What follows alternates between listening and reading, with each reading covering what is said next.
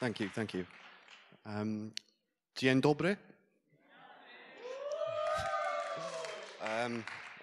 I'm afraid that's all the Polish I have for you today.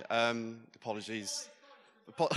Apologies, us British are famously awful at foreign languages. So, as my colleague just said then, James Connor, UK Cinema Association. Before I kind of dive into the slides, I thought very briefly just to explain kind of who we are. You might, I guess, probably assume who we are, but we're the trade association for cinema exhibition across the UK. So Scotland, Wales, England, Northern Ireland, and we represent probably 94% of all cinemas, large and small. So the big nationwide chains like Odeon, View and Cineworld, which have a presence across Europe, all the way then down to your small single screen, single site operators, and everything in between. So it's a very broad church. I guess why I'm here is one of the key areas that we kind of look after for the sector in the UK is around access and disabled audiences. And I would say over the last few years, we've seen that grow, certainly since COVID. So the plan is to provide you with a kind of overarching overview of what cinemas across the UK currently offer and how they approach the challenges and issues associated with accessible cinema. So a bit of scene setting, I think. And despite the UK being, I guess, considered, or has been considered in the past, a world leader in certain elements of access, there remains a range of pressures on the sector and with audience expectations, rightfully so. As I said, growing since COVID, and cinemas are expected to do more and more for that audience group, which we as a sector need to respond to. So some of what I will be talking about will probably sound familiar, which I hope is of some reassurance, I think, but we'll see. But I'm planning to leave some space at the end of the presentation if you have any questions. But if you have anything you'd like to raise, also just shout as well. Try and keep it informal if I can. Right, let's dive in. So, before we get kind of stuck into the meat and drink of the presentation, I'd like to provide some context for you guys about the layout of what cinemas are required to do regarding legislation in the UK, because clearly that legislation dictates all of this work. And often is the key driver to making changes in cinemas. So cinemas are required to provide what is generally termed as a reasonable adjustment in the UK, which it will be different obviously from different territories, and I'm aware of that through some of the work I've done with EUNIC, the European Trade Association. But it does present some difficulties for cinemas, as my reasonable could be very different to your reasonable, again, could be very, very different to a customer's reasonable. So despite that, it is a very progressive piece of legislation in the UK, but it does present situations which can be argued either way, which creates a grey area. But the starting point is that venues, cinemas are required to provide assistance and or adjustment for a disabled customer, but other factors need to be considered, like the practicality of that adjustment. How much does it cost to introduce? Does it impact the wider business and its ability to trade? And whether it has any other negative impacts, such as health and safety concerns, which tend to trump and prioritise over access, at least in the UK. However, through years of nudging cinemas in the right direction over the last sort of 6-7 years, many now take what is called and what we term as a best practice approach to this issue, which is often agreed as a standard that cinemas should aim to follow, which again often goes beyond the minimum requirement of the legislation. And that's what we essentially try to champion at the association, and we try and get our members to do more in this space if we can, which I'll be highlighting through the presentation. So, thinking of the audiences and their needs, I thought it useful to maybe just take a look at that, the expectations of some of the background to all of this, which I hope will illustrate some of the barriers to progression in this area, but also highlight the untapped potential of the audience demographic. And I'd like to kind of reiterate that point, and I mention it a number of times through the presentation, is we need to maybe start thinking about accessible audiences slightly differently and maybe crudely thinking of them as a business opportunity, because I think that is the way we will see progression happen quicker.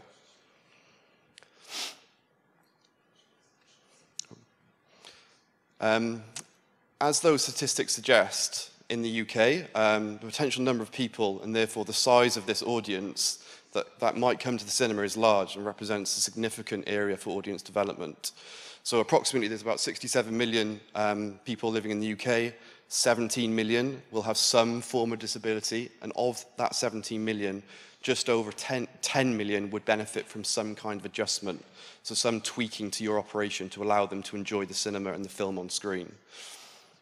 I was doing a bit of research in Poland, based on the size of your population and similar demographics, would likely be roughly half of this, so just under about 5 million people requiring some form of adjustment also.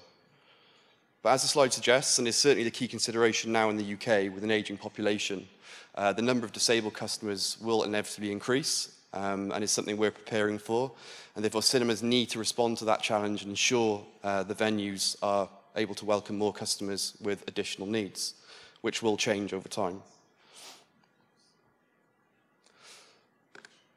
And as I said, not to be too blunt about this, but cinemas should look at this as an additional business opportunity. Ultimately, disabled customers strive to be treated the same as any other customer, and that's the direct feedback I tend to get from kind of focus groups and the representative charities in the UK, is that they are actually changing the way that they want to be viewed as well, and actually it's about thinking about this as a business opportunity. We know from some of our work with our members, particularly around relaxed screenings, sometimes termed as autism-friendly screenings, but I'll come to that in a bit. There is a halo effect, which basically means that the disabled customer is confident and comfortable to go to your venue, then they will likely bring other customers, their family, their friends along with them, which obviously has an impact on their spend, admissions, and generally is a positive thing to be looking at. Particularly around food and beverage, actually, we did a piece of work around that, and it represents a fairly punchy amount of additional spend if you are accommodating disabled audiences. However, some cinemas in the UK are now actively, I suppose, treating access as a key component and consideration when trying to develop audiences, similar to how you might target other more traditional groupings of customers. So thinking about it is, how do you attract families, how do you attract students, and how do you attract disabled audiences? You should be thinking about it in a similar sort of way, which does mean, I suppose, additional resource needs to be put into this and time in trying to develop and curate that audience. And clearly, you know, doing the right thing should underpin a lot of this activity, and clearly does. And, you know, I was listening to some of the presentations today, and there's some really good work going on out there, and it is probably the key reason why lots of people do this in terms of trying to open up the cinema environment for people. But doing the right thing, as I said, is great. But as you can, it will have a wider benefit with regards to the venue's reputation, its attitudes to inclusivity, and ultimately keeping up with the expectations of younger audiences. So we've done a bit of research around this as well. And in the UK, younger audiences really prioritise seeing that their venues and the businesses that they support are welcoming, open environments for everyone, basically. So this needs to be baked into your business plan. So, I guess one of the key areas in which we tend to involve ourselves, really, I think, with our members is helping them, you know, sadly it happens from time to time, navigate around some of these potential negative outcomes if the cinema is unable or even unwilling to make certain adjustments for disabled customers. The key one here is around, I suppose, negative PR and the subsequent brand damage of that, which often manifests itself online via social channels, which, as we know, are public forums for other customers to see and make a judgment of your business. Therefore, we typically advise our members to get in front of the issue as soon as possible and try to come to some form of resolution with the customer, often resulting in some form of compromise and ultimately an adjustment for them. If possible, it's not always possible though. Thankfully, legal challenges are pretty rare in the UK, and that's partly because we take such a progressive, proactive response to this issue. And as I mentioned at the outset, many of our members will do a lot more than the legislation suggests, whereas I think it can be quite different potentially in different territories. Certainly in the US, they have strict, very clear, legal, defined requirements, and often US operators, cinemas, will just do that exact amount so they comply with the law and don't go beyond it. But I think a consideration, particularly when thinking about younger audiences, is around the potential of losing customers to other local businesses. We see this all the time. So kind of relating to that point about younger audiences, kind of if you're not thinking about this properly and you're not offering a broad range of provision to disabled audiences, quite simply, that audience will maneuver to other businesses. And it's not just cinema, clearly, it's everything now. So any kind of out-of-home public venues or entertainment, a lot of people are choosing to make choices based on what you're doing in this space. And it's not just around accessibility and disabled audiences, but inclusivity more widely. So, as mentioned, a wide range of cinemas in the UK take a kind of best practice approach to the issue, but there are still some who don't always see this audience group as a business imperative or just the right thing to do, unfortunately. But I'd say that is kind of vanishing now slightly, because I think people do recognise the importance of the issue. So often successful cinemas that provide a range of provision for disabled audiences tend to have a key individual driving standards, and are actively working on the issue at hand. It's always worth considering appointing an interested member of staff. We call it as an access champion who can help progress the cinema's approach to these issues. And it might seem like a fairly simple, straightforward thing to do, but not everyone does it. And actually, some of the access requirements do get lost, particularly in a busy cinema environment where there's a high turnover of staff. So having that dedicated person clearly driving standards is key, I think. But to ensure a consistent sector-wide approach, I suppose meaning the majority of customers would have the same experience if they went to different cinemas all over the country, the UK, let's use that as an example. We, the UK Cinema Association, have created a range of best practice, essentially guidance, and fairly comprehensive training resources that suggest that cinemas might like to incorporate when thinking about accessibility and welcoming disabled customers into their venue. And this has proven to be really, really important, and it just allows essentially, as I said, kind of some consistency for people to experience the same thing of a certain high standard at each venue that they frequent. So, thinking of kind of the access provision itself, I'm kind of looking, at what cinemas are essentially doing in the UK at the minute. Do think about this as part of a business issue, as I mentioned, and just not an access inclusion consideration. This way it may motivate change more quickly, and it can help justify some of those changes made. Ensure you promote your accessible screenings, adjustments, technology you might use properly.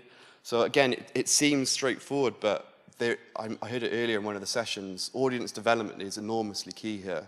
And if you don't really put the resources and time into it, it's just not going to change. And we have examples of that where people have really invested their time and money into cultivating that audience, and it has made a huge difference.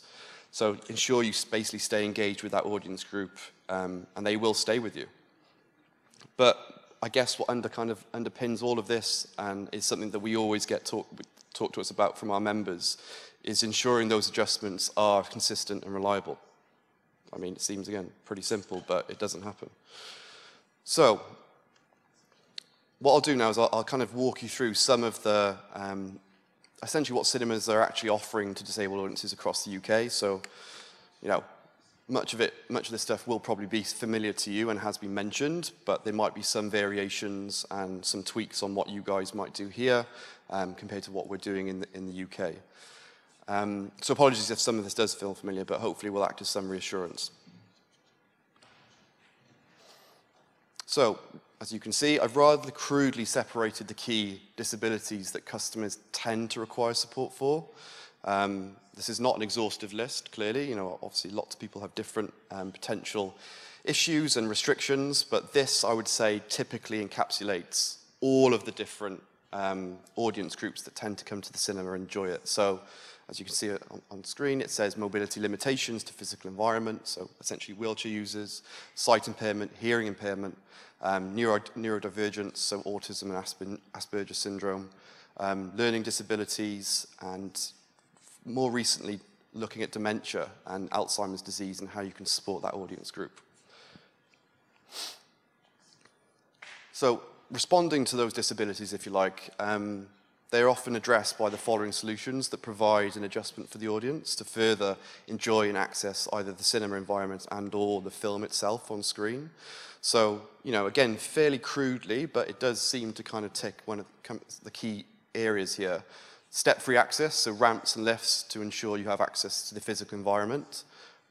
wheelchair spaces in the auditorium, which again seems fairly straightforward, but I'll touch upon that shortly where it actually isn't. And we've had lots and lots of pushback in the UK around how that is dealt with.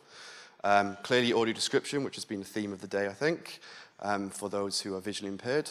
Subtitling, which we often now categorize, and so does the States, as descriptive captioning or descriptive subtitling as opposed to just subtitling. Subtitling in the English language world maybe is seen as foreign language films as opposed to those who need descriptive subtitles where it describes the action on screen. So there's been a shift of that in terms of terminology. Relaxed or friendly screenings, so the UK was fairly pioneering in terms of autism-friendly screenings about 15 years ago, and we introduced dementia-friendly screenings probably 6 or 7 years ago as well. And I'll touch upon them in a bit more detail a little later. And to be honest with you, all those key issues, and I put it as the final kind of point, don't really work. And this is something that seems really straightforward, but having comprehensive, easy-to-use staff training that is regularly deployed to your staff genuinely makes a huge difference. And is the biggest criticism I get from audiences is that they feel like the customer experience and the staff don't know what they're talking about. So kind of taking a slight pause and a sidestep, I suppose, this is something that's quite, not unique to the UK market, but is something that has grown definitely there, and I know that other territories have essentially looked to this scheme as a way of supporting its disabled customers. So it's called the CA card scheme, which is essentially a scheme that we created, I think, over 20 years ago now. But one key way in which a cinema can essentially provide, as I mentioned, a reasonable adjustment in the UK is to facilitate a complimentary or free ticket for a carer to accompany the disabled customer to the cinema. In the UK, this can be arranged directly with the cinema or more likely through the actual card scheme itself. So as mentioned, this has been running for over 20 years, so it's very well supported by UK cinemas and audiences that usually benefit from it. Not all customers with a disability would be eligible for this type of additional support or adjustment. Just those who require assistance while they visit the cinema, which might include support around the washrooms, toilets, accessing their seat in the auditorium, managing behavior is another key one around kind of neurodivergent audiences possibly. So not everyone who are listed in terms of the large number of disabled people that technically are in each of our countries would be eligible for this particular adjustment. However, those who do acquire a CA card have to go through a fairly kind of stringent application process where they must meet an eligibility criteria, usually meaning they have to provide some form of disability benefit, payment really, some documentation, or some confirmation from a medical professional outlining their needs. And for those who might have more complex needs, you might see on the screen, it says 2-to-1 or 3-to-1 carer support. We do sometimes now facilitate an arrangement between the disabled person and their local cinema that requires multiple carer support. We go through a rigorous process to ensure that the cinema environment is safe, both for the customer, for other customers, the staff, and the environment itself. And that level of support won't impact others considerably, as that probably would be considered as unreasonable.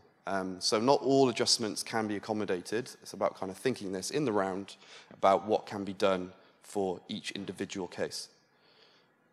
And I would say, again, since COVID, I don't want to keep harking back to COVID, but it seems like I do. It's massively grown that area in terms of multiple carers in the UK, and the legislation, despite being very progressive and helpful, it's not clear whether 2-to-1 or 3-to-1, even 4-to-1 carer is reasonable. So it is quite a challenging area for us as an association and our members to understand. But again, we are in the UK trying to provide a beyond best practice approach, so trying to do as much as we can as opposed to the minimum. So, you know, the CA card, as I kind of just mentioned, many disabled customers would choose to visit on their own. I think that sometimes that's missed, but aren't able to unless an adjustment or assistance is provided, which can come in form of a carer support and often does. Therefore, this is finding, you know, a paying audience essentially that ordinarily wouldn't be able to access the cinema. So this also has that halo effect on admissions, but also food and beverage spend, which may not ordinarily be there without this CA card scheme. As you can see, the scheme provides over 1 million free carer tickets each year, which may seem like a lot, but actually only represents 1% of the UK box office, which equates to over 1 million paid extra visits each year, and might not happen without it, essentially, because it would become much more difficult to accommodate that, and it would be difficult for the customers to be able to maybe access that adjustment, essentially.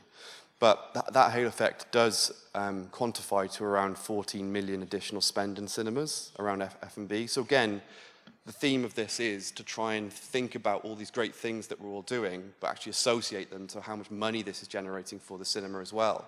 Because that is sometimes a much easier, quite literally, sell to your companies, to the people, to the sector, to say, look, we are doing this great thing, we're providing all these adjustments, and it equates to a huge amount of extra revenue that's coming into the sector at a time when the sector is kind of struggling.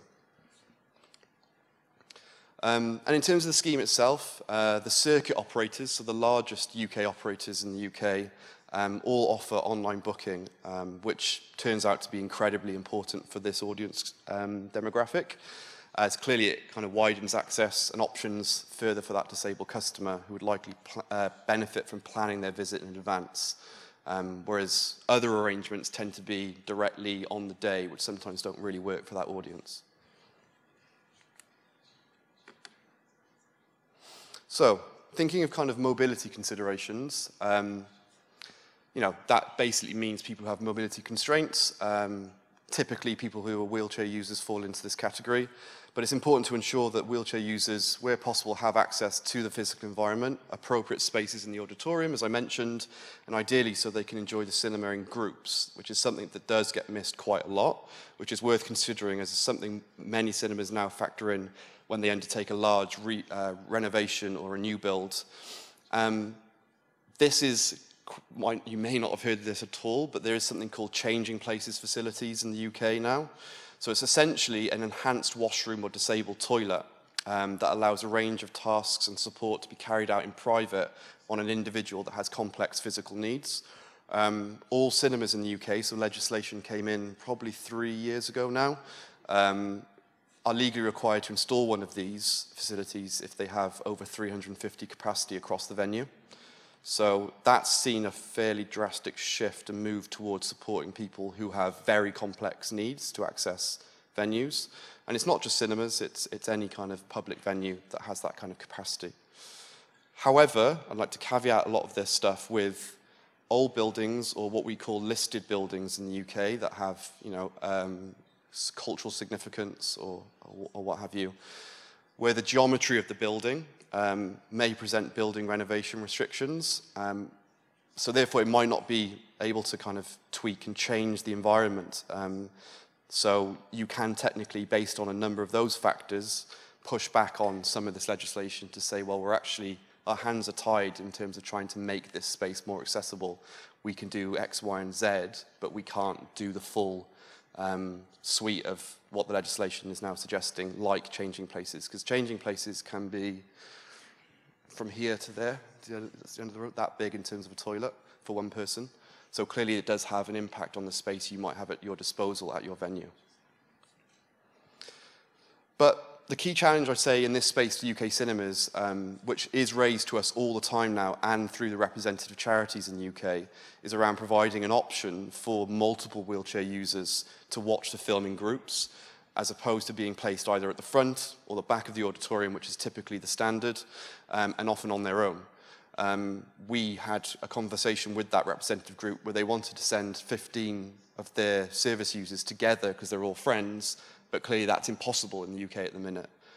So moving forward, this is now being incorporated into the building kind of regulations and thinking when making cinemas more accessible to those who are wheelchair users.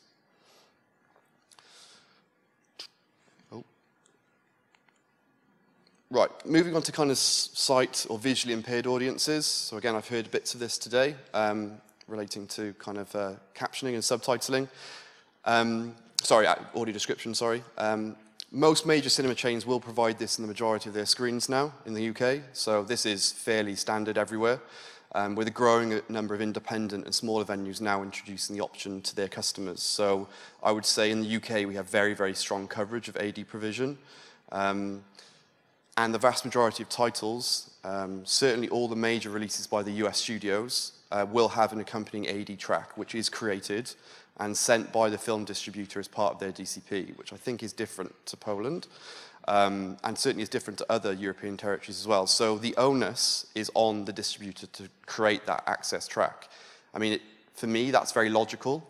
My suggestion would be to you guys, if that's not the case here, would be to ask for this when speaking to distribution, as they are the content owners. You know, they own the content, they own the IP. Frankly, I think the US studios would balk at the idea that we would start creating some of their access tracks in the UK because they want full control and autonomy over the solution and what it says. So I would push back on the content owners. They're doing it in the UK, so I don't know why they couldn't do it in Poland. And clearly that would hopefully alleviate some of the pressure on you guys to try and find ways of doing it yourselves. This is a fairly standard approach now in the UK. However, I would say some much smaller releases don't include an AD track, and that is often due to the lack of resources. And that's essentially just very small releases. But there is a kind of shift in thinking around this in the UK, and our kind of film centre, the British Film Institute, is trying to intervene in this. So we're hopeful in the next couple of years that every single release in the UK will have an AD track. But I would say probably 95 plus all do, and it's very standardized. However, having said all of that, and AD being fairly well supported and working fairly well in cinemas in the UK, there is a need and an ask to find alternative, much more user-friendly solutions to delivering AD, which I'll talk about later and has actually been mentioned in one of the previous presentations. Thinking of hearing impaired audiences, so subtitled, as I mentioned, open captioned or descriptive subtitling and captioning. This is by a country mile the biggest challenge to the UK cinema sector and its audiences in terms of accessible screenings. And is why I've chosen to focus in on a technology project we've been supporting over the past few years, which again I'll kind of briefly touch upon then. Essentially, all captions screenings, now usually being referred to as descriptive subtitles, are provided to customers via open captions, so the entire audience will see the captions on screen. That is the standard pretty much everywhere. The key challenge to the sector is, though, for us, and it might be different in countries that maybe are better at viewing subtitles for foreign language and aren't so precious about their own language. The key challenge to the sector is that the wider audience simply in the UK don't want to see the captions on screen. So unfortunately, those screenings are much less attended. And I'm talking significantly less attended, to the point where you've got a handful of people in a 200-seater. So they become almost financially unviable a lot of the time, which isn't a great argument in regards to the legislation, but you're getting close to seeing whether that's reasonable or not if the business starts to struggle because they can't sell tickets to these screenings. Therefore, the sector, and I think probably rightfully so to a certain extent, is being criticised for not putting on enough open caption screenings. And one of the key criticisms is that they're programmed at times that are not very desirable, essentially, not sociable or peak times, so Friday to Sunday or evenings. So that's a key challenge for us that we need to understand and change, and we're trying to do other things around this to try and offer a complementary solution. But it may seem obvious, but if you do program caption screenings, simply putting them on at peak times makes a massive difference. But similar to AD, most film distributors, certainly all the big US studios, also create the caption track, and they're just essentially distributed to cinemas as part of their DCP. So we don't have any challenges related to the creation of the access tracks in the UK. It's just about showing them, sadly. So again, thinking of kind of another core group, and I would say, again, I'll say COVID, but pre-COVID, this was an area of considerable growth in the UK, with the majority of larger companies offering a regular program of relaxed screenings, often termed to as autism-friendly screenings. They have steadily grown again over the past couple of years, but there is certainly increasing demand for this type of screening where the environment is relaxed. So we do need to respond to that into the UK, and I think there is kind of early signs that we'll start to see more and more of that in the UK. But again, I think you guys offer relaxed screenings here anyway. But they're essentially provide freedom to move around the auditorium, keeping the house lights on. The volume of the film tends to be reduced slightly as well, and they tend to remove the trailers and adverts. And that's partly to create a friendly and less triggering atmosphere to the core audience that it's aimed at. So there is some work to be done for us regarding neurodivergent audiences, but as I mentioned, it was something that the UK really pioneered 15 or so years ago, and the audience is certainly there and is growing, I would say, definitely. So this is the most recent, I guess, development in accessible screenings, I would say, and it's around creating a relaxed environment for those who are suffering from dementia or Alzheimer's, or Alzheimer's disease. This, sadly, I would say in the last few years hasn't picked up in the way we would have hoped as a sector. We know a couple of our larger operators do regularly show one of these a month at their cinemas. And I'd say the main reason why people haven't really rushed back to either program these is partly to do with the audience demand for them. So as you might expect, clearly with the interruption of COVID and the associated health issues with that, the core audience that this is aimed at, which is older audiences that are vulnerable, are much more concerned about being in public spaces related to their safety. So this has slightly slowed it all down. But the adjustments are very similar to AFS, so autism-friendly or relaxed screenings. I guess the one key difference is the type of content you might consider. So in the UK, classic films work very well, with musicals often being the most popular, for example. So singing is encouraged during those screenings, so it's much more relaxed. But also kind of, if you want to be thinking about this slightly differently, successful DFS often attempt to add value, such as providing free tea and coffee, a chance to chat, socialize before or after the screening. This is partly because they're one of the only opportunities these older people tend to have to enjoy themselves in a social environment. So I'm hopeful that this will return eventually, but unfortunately the last few years related to people's health and their concerns around it mean it really has slowed down. So just to recap that very briefly, can these screenings be profitable? Absolutely. We know some of our members who have a very, very consistent audience that come back all the time, they spend money, and it's a good thing to do. So, like all targeting strands of programming, there is a real potential for these screenings to be successful, both as a good thing to do, but also as a commercial opportunity. So I would, actively, if you don't do it already, really consider about baking that into your wider program. So technology, so kind of how to further enhance accessibility, and this is where I guess we'll start to see things really change for this audience group, and it is a massive area of discovery for us and exploration in terms of trying to understand what is possible in the cinema environment. So without, again, stating the obvious, one of the key sort of driving forces behind the magic and thrill of the big screen experience, and one of the key things that separates watching films in the cinema from in the home, is technology. So I don't know why we as a sector, we should be looking to technology to further enhance the experience for disabled people, which it sounds like most people in this room are already doing. But I think that we do have, considering the speed in which technology is developing, we do have a fair bit to go in terms of how this can improve the experience for them. So the next set of slides will kind of shine a light, I think, on some ways in which technology can really open up the cinema experience and the customer journey, actually, removing some of those barriers for disabled customers.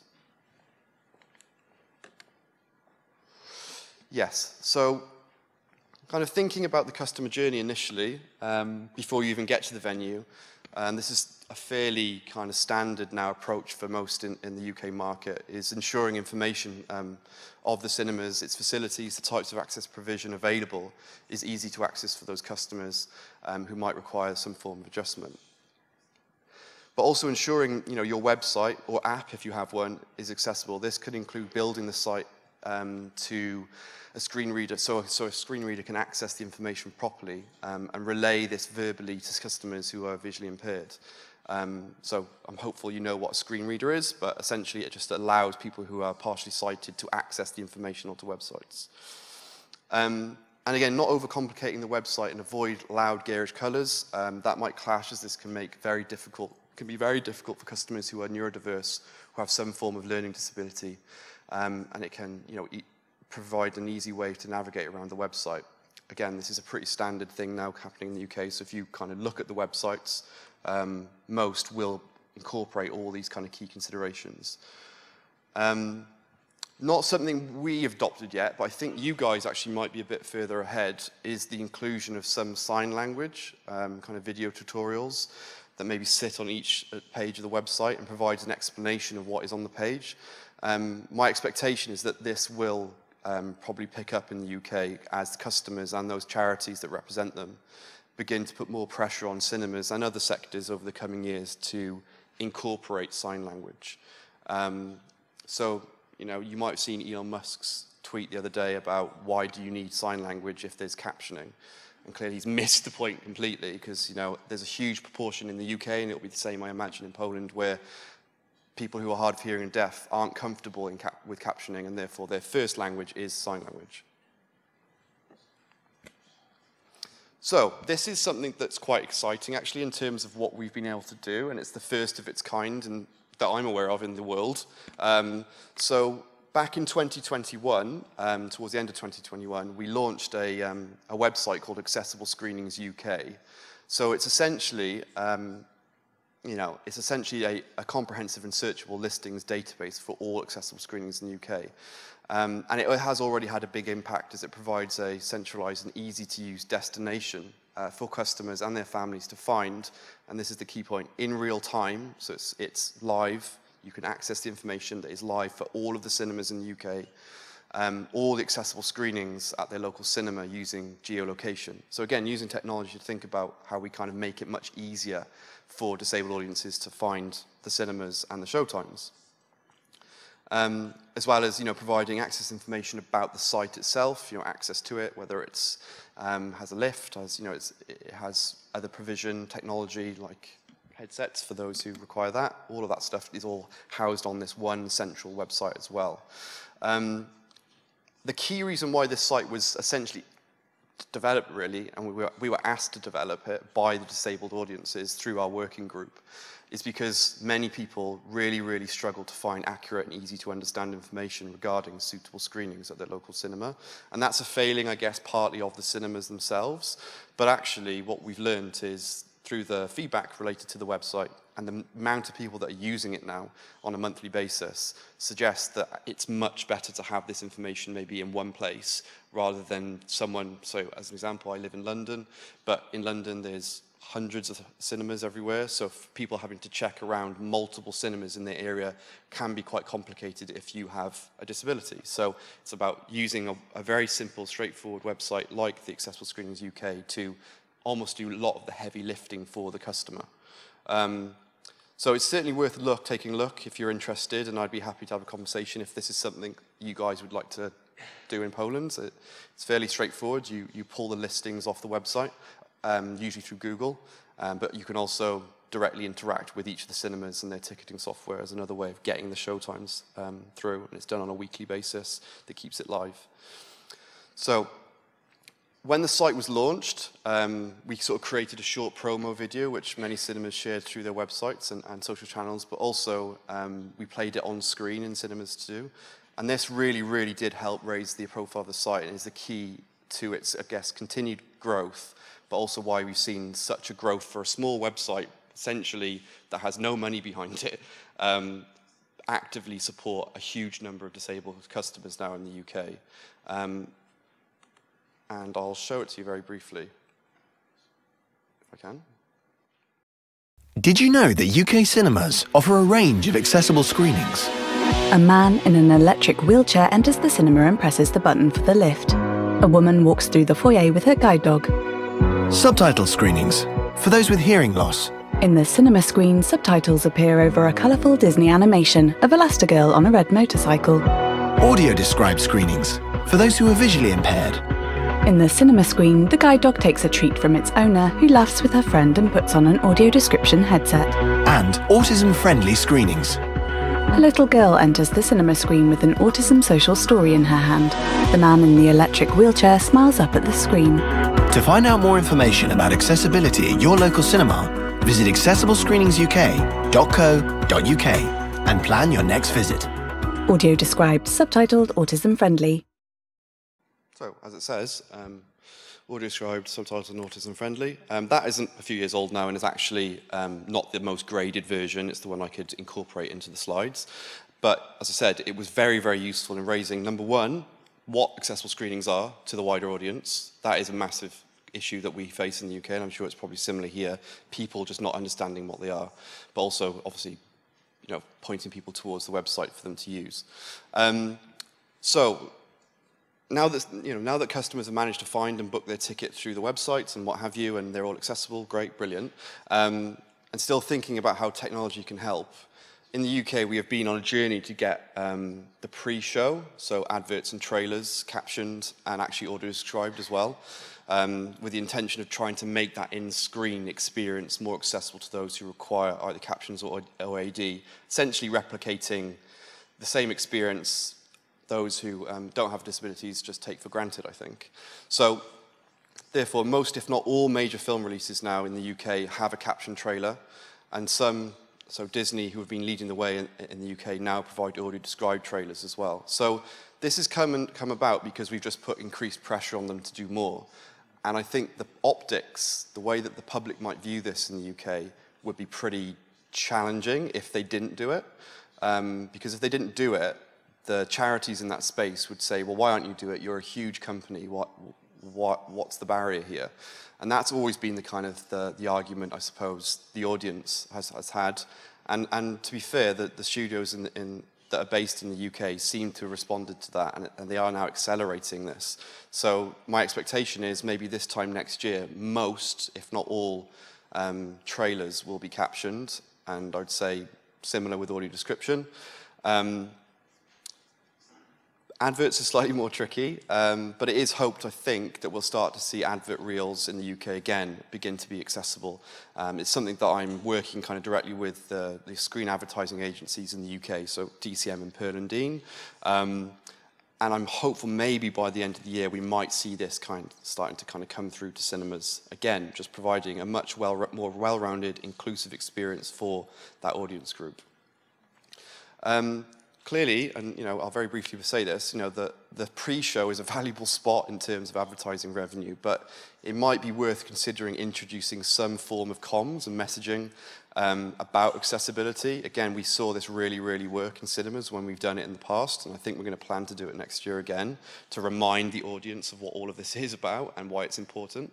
But maybe for a set period of time to play something on screen. Very simple, and I'll show you something that we did, this is a while ago now, to help raise awareness of the different accessible screenings on offer as educating the wider audience, which may help normalise those screenings and why they're important. So here's a very simple piece we did a few years ago.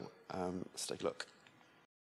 Did you know some performances at this cinema provide subtitles and headsets with amplified sound for people who are deaf or hard of hearing? Audio description for people with sight problems? Ask a member of the team for more details or visit this website. So some of the terminology is a little bit older, and it is something that we deployed maybe 2017. But as I said, we're looking to do something similar again, a bit more dynamic maybe. But again, it's just to raise the profile of what's kind of going on out there. And then finally, in terms of some of the technology stuff that's kind of going on in terms of what's available in the UK that, again, you might like to look to or even replicate. So when thinking about technology and the different types of resources that are available, which might be useful or even replicated in other territories, we have the following resources, which all aim to either support customers in finding information, but also support cinemas in delivering successful, accessible cinema and screenings. Along with the Accessible Screenings UK website, which I've talked about, the others include essentially the ones on screen. So Sidecard, I think I heard this mentioned in one of the earlier presentations, is something that you guys, I think, would like to have. It's essentially an online directory of all of the different access tracks that are available for all of the content that can be showed in the UK. So it's a very simple, easy directory to go to quickly, search for the film, and you can see what access formats are available for each of those films and how to get them. And it's not just the major releases, it's also all of the smaller releases, the festival circuit releases, which often are the most challenging because people lose the right DCP, or if it's on film, for instance, how do you manage that? And it's about trying to locate that. So that's been actually very, very useful since that launched a few years ago, and certainly it's a cinema-focused website, and it allows them to program more dynamically, I think, in terms of what has access formats and what doesn't. Yourlocalcinema.com is essentially like a listings site, similar to Accessible Screenings UK, but specifically looking at the deaf and hard of hearing audiences, so for descriptive subtitles and captioning. Inclusive Cinema, again, it's worth looking at these just because you might be able to pinch some of the stuff if it's new, or but essentially that's something that the BFI in the UK developed, and it's essentially a housing of a wide range of cinema-related access and diversity materials. Fairly extensive, to be fair. And then finally, the UKCA, which is us. We have, gosh, I think probably over 20 years now, developed a range of guidance and training resources, videos. They're available on our website if you wanted to look at. Some of it is behind a paywall on our members area, but most of it is available because we see it as a wider benefit to the sector and those audiences. And they seem to work, as the kind of the headline, I would say, and they're supported by the large and small members in the UK. So again, it gives this kind of consistent approach to accessibility, which hopefully then obviously benefits the access audience. Last section.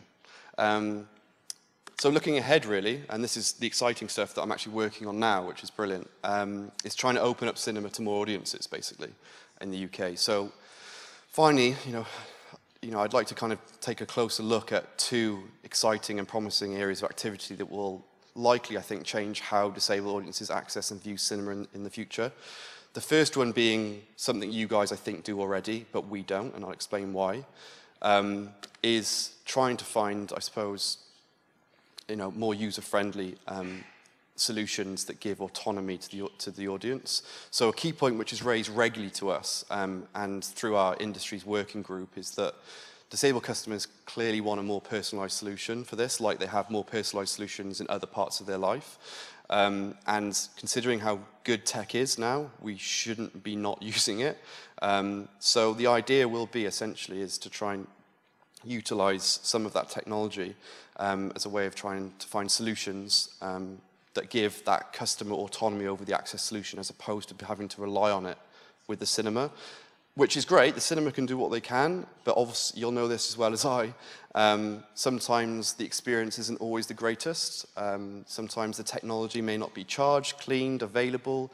You might be speaking to a younger member of staff that doesn't quite understand the provision, the adjustment. So this is about trying to find technology that can be complementary to what you already do. And it is what's being asked of us by that audience regularly now. They want to take control over the solution to a certain extent. So therefore, we do kind of need to involve new and developing technology, which is clearly key. So the first bit, which is what you do already, and I heard it earlier, but we don't. So clearly, mobile applications for AD in particular, but also other access formats. So I've listed the kind of key ones that we've had engagement with. There are many others, so it's not an exhaustive list of providers that do AD, but Earcatch, Movie Reading, Greta and Starks, Theatrism clearly provide AD through an mobile application. Unfortunately, that's obviously working in quite a few European territories, actually other territories around the world. Brazil use Movie Reading as well. America are the same as us a little bit. There's kind of a mixed bag approach to this. And the reasoning really is we don't have any apps in operation yet in the UK. And the reason is that there is extreme security concerns around hosting and downloading the English language access track. It's difficult to understand why that is. Maybe they're worried about IP or spoilers, but my assumption is that would be done if you could, any language can give away that, but that seems to be the barrier in the States and in the UK. So we don't currently have any mobile application solutions available to any customers. So we rely on in-cinema technology, essentially. So, which is, I guess you guys might be aware of, things like the Dolby Accessible solution. So, I mean, it's not great, but we are trying to move the dial on this. There clearly is continued desire, though, by some of that audience to want to be able to use their own devices, smartphones, for the reasons I've given. They clearly want to have more control over it. So with that in mind, there are continued discussions in the UK with the Film Distributors Association, so our counterpart association, but for essentially the US studios. But more promisingly, actually, and I spoke to someone from the States about this, and for the wider international sector related to this point, we know that kind of key decision makers in Hollywood are now actively looking at this issue.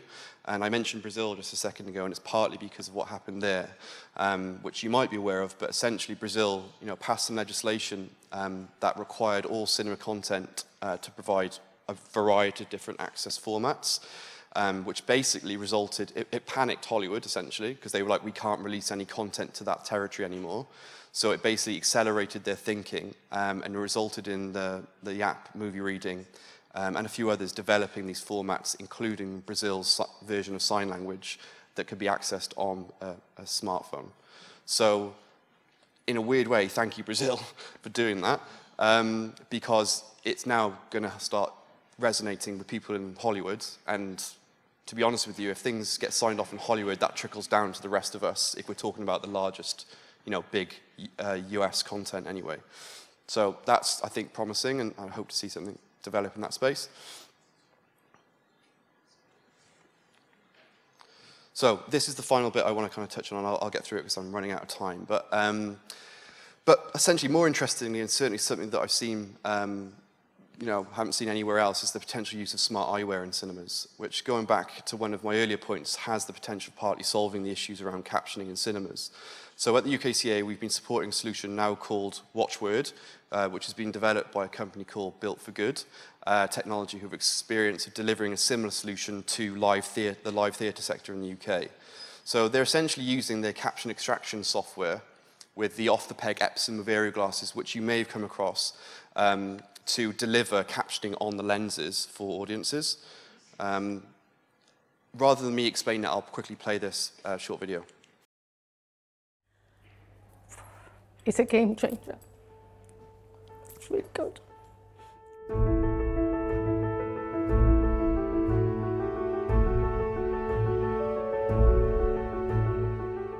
I feel discriminated against. It's one of those disabilities that is forgotten. My access to cinema is very limited.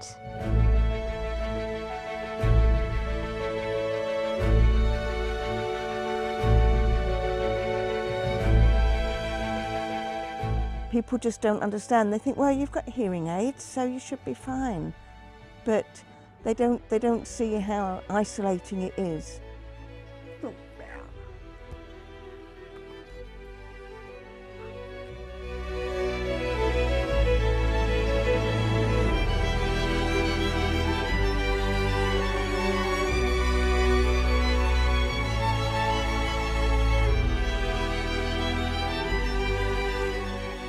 We've been working for a number of years to try and find a way that deaf and hard of hearing people can go to the cinema whenever they like.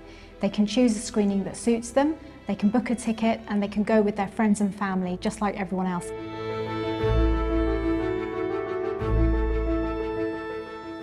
I like the changing of the colour, the vitality. The glasses were brilliant. I love them. I felt quite emotional watching the film because it was so good, clear. I could understand everything. The fact that we can just go to any film or any showing at any time and just join in is just fantastic.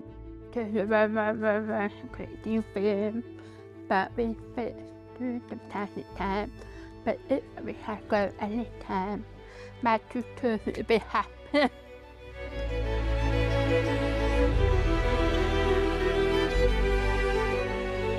For some people, this really is a big moment in their lives that they can suddenly go back and do something that they've loved and they've missed and they feel like they're missing out on. The smart glasses would open up mainstream cinema to me. That's what I'm looking forward to, access to cinema. It might be a little thing for hearing people, but Massive, to us, it's everything, massive. isn't it? It's everything. Massive.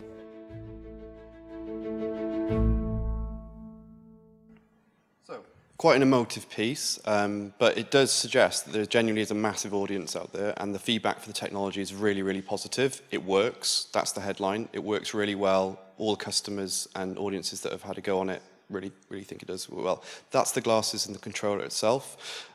It's worth noting that the controller allows, I suppose, the customer to further personalize the solution with regards to the size of the wording, the color, the positioning of the text on screen, and even the depth of field, which is useful when sitting in different locations in the screen, because that can be quite a disorienting thing. If you're too close to the screen, you can change the depth of field.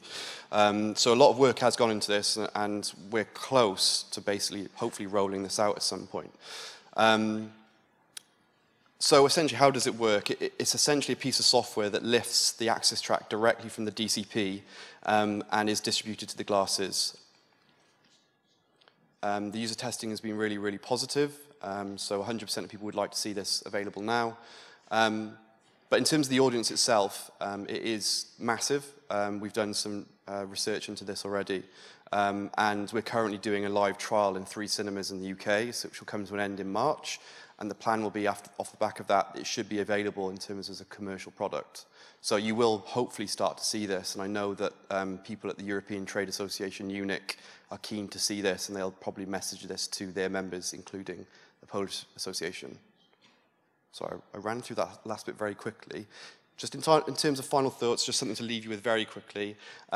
Clearly, empowering your staff and baking in all access to all areas of your business, as I've mentioned a few times, is key. I think introducing technology where possible is now fundamental in terms of providing options to customers.